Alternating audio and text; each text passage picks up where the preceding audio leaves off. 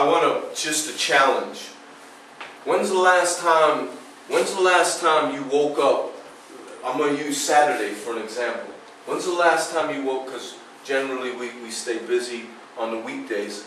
Not to say that what I'm going to say shouldn't be done on a weekday too, but what about this? When's the last time you woke up on Saturday and said, Lord, I'll do what you would have me do today. Allow me to get done what you would have me to get done. You know you would have a more peaceful day, because it's an invitation for God to be king, not just over your circumstances, but to be king over the choices that you make for that day.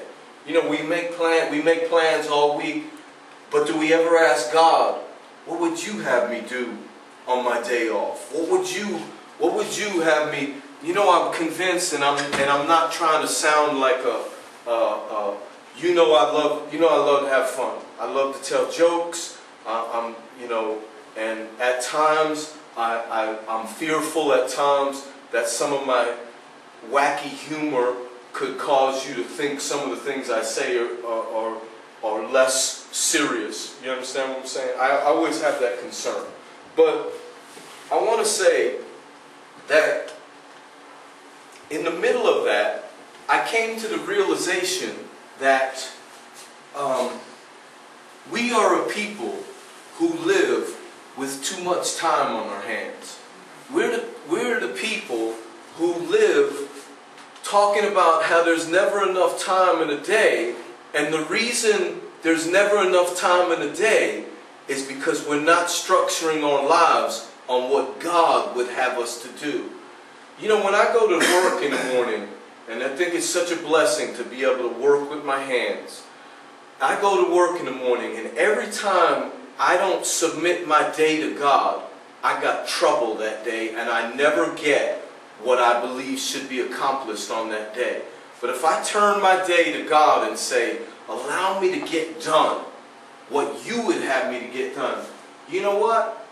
Sometimes it's more than I expected I could do myself, and sometimes it's less. But I will tell you, there is a glimmer of heavenly reality that comes at the end of my day when I can honestly say, my day was lived for God.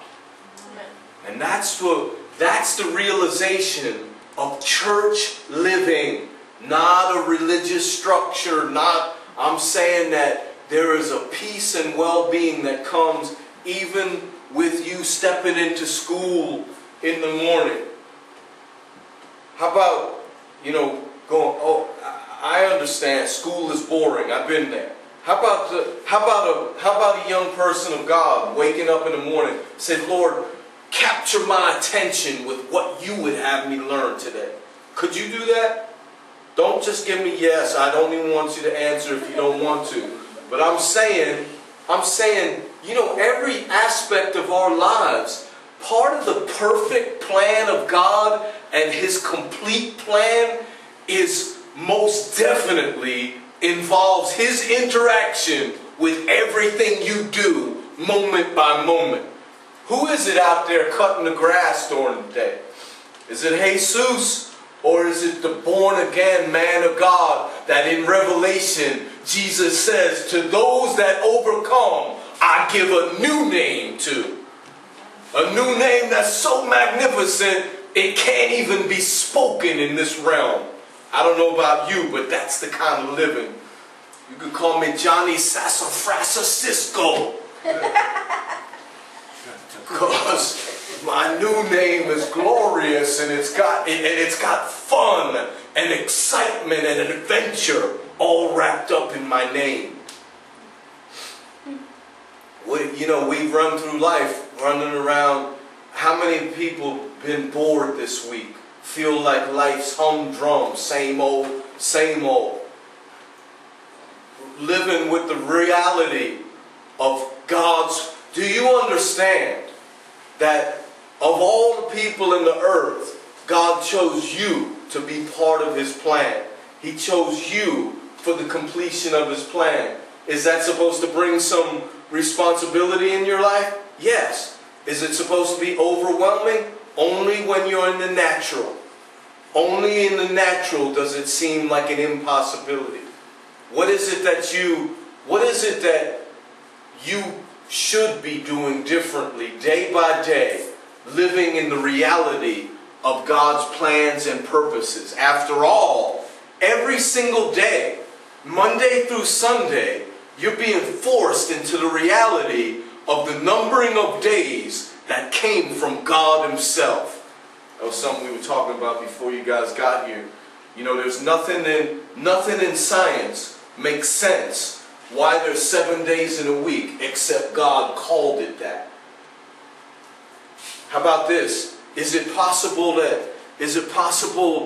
that maybe my days are supposed to be structured that because Genesis says on the first day God said, "Let there be light." That's tomorrow, because light will structure my week. If I lose the light by tomorrow, Joe, I'll prophesy your job tomorrow with no light will be miserable, son. And on day 2, God said, I'm skipping to day 3. Everybody calls Wednesday hump day. Got to get over the hump of the week. Day 3, you know what it is in God's eyes? Resurrection day. What? Everything about 3 is resurrection. He's saying, I know you started the week with the light, and by Wednesday you forgot the light, and it's time to resuscitate with the resurrection power of Christ. Amen. But if you've got the religious mindset, I know you want to save the resurrection for 40 years from now when you pass out of this earth soon. Is that you? That's why I changed the song. I'm not trying to pick on you guys anymore. I feel like I should tell Roger this. Have you ever heard that song, I'll Fly Away? It's a some glad morning when this life is over, I'll fly away. You never heard that? It's a very popular church song. I can't stand it. Because it's always talking about how glorious life's going to be when I die. I believe that. But what about now? Why can't... So I changed the words to, on this morning when my life begins, I'm gonna pray. Why I gotta put everything, by the way, there's many hymns that I won't sing out of that hymnal. There's too many promises put in the future. That's not the God I know. Wait a minute. Didn't we just read the scripture? He said, I am who is, I am who was, and is to come. That's the now, present God. Funny thing is about God, this is the last thing I'm saying today. Funny thing about God is He is who you make Him to be. You want a distant future God? He will stay that for you. Isn't that, don't you understand the fullness of His person to do that? Do you understand? I'm pretty content, and you don't find me. You guys have seen quite a few things go on in my life and my wife's life, but you don't see me make an explanation too often to what my approach of life is and stuff like that. That's because I know who I am, and I know where I walk, and I'm not trying to be prideful or arrogant in any way. But because I know who I am in Christ, I don't have to make too many apologies. I will when necessary. But I don't have to explain myself. Do you understand what I'm saying?